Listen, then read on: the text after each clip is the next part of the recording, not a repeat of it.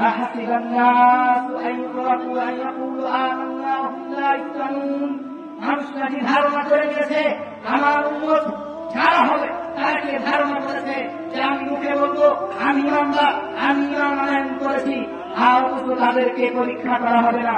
ولقد فتنا الذين من قبلهم فليعلمن الله الذين صدقوا وليعلمن الكاذبين।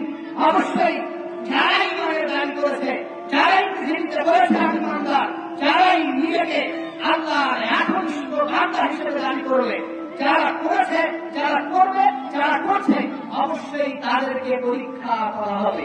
অবশ্যই তাদের জীবনে সংকীর্ণতা আসবে, অবশ্যই তাদের সম্পদে কমতি আসবে, ঘাটতি আসবে, অবশ্যই তাদের জীবন পরিচালনায় কষ্ট আসবে, এটা সত্য কথা। এবং রাসূল সাল্লাল্লাহু আলাইহি ওয়াসাল্লামের হাদিস হরুকতুদ দুনিয়া মুরাতুল আখিরা, পৃথিবীতে যে নিজের জীবনকে সুখে শান্তিতে পরিচালনা করবে, যে নিজের জীবনকে সুখের ভিতরে কাটিয়ে দিবে, আখিরাত তার জন্য অনেক কষ্টকর।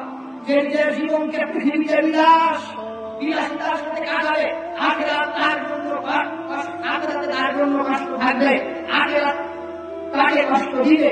আর যে ব্যক্তি হরুকতুদ দুনিয়া হরুকতুল আখিরা, পৃথিবী থেকে কষ্ট করে হলেও দিনকে টিকিয়ে রাখবে, দিনকে নিজের জীবন বাস্তবায়ন করবে, দিনের ভিতর দিয়ে নিজের জীবনকে অতিবাহিত করবে, তার জন্য আখিরাত হবে অনেক সুখের, আখিরাত হবে অনেক নিষ্ঠ, আখিরাত হবে অনেক আরামদায়ক। এই হাদিসের মানে এই নয় আপনি পৃথিবীতে সুখে থাকতে পারবেন না, এই হাদিসের মানে এই নয় পৃথিবীতে আপনার সর্বসময় কষ্ট থাকবে, এই হাদিসের মানে এই নয় আপনাকে দারিদ্র থাকতে হবে, সম্পদ উপার্জন করা যাবে না, এই হাদিসের মানে এই নয় আপনি ধনী হতে পারবেন না।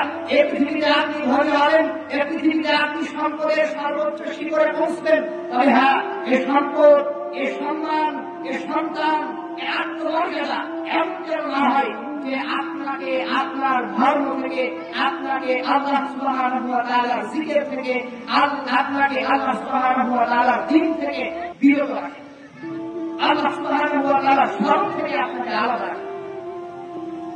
আপনি আপনার জীবনকে পরিচালনা করবেন, আপনার জীবনকে শরিয়াত অনুযায়ী পরিচালনা করবেন, আপনার জীবনকে অতিবাহিত করবেন শরিয়াত অনুযায়ী, তাতে আপনার জীবন সুখ থাকবে, তাতে আপনার জীবন কষ্ট থাকবে। তবে এই কথা সত্য, যারা ইমানের দাবি করবে, যারা নিজেকে খাঁটি ইমানদার বলবে, তাদের জীবনে কষ্ট আসবে। তবে কখন বুঝবেন আপনার ইমানের যত কষ্ট, যখন আপনি সব পথে থাকবেন, আপনি নামাজ পড়েন না, রোজা রাখেন না, সিয়াম রাখেন না, হজ করেন না, মানে ইসলামের শরীয়তের সাথে কোনো সম্পর্ক নাই, আর আপনার উপরে যখন বিপদ আসে তখন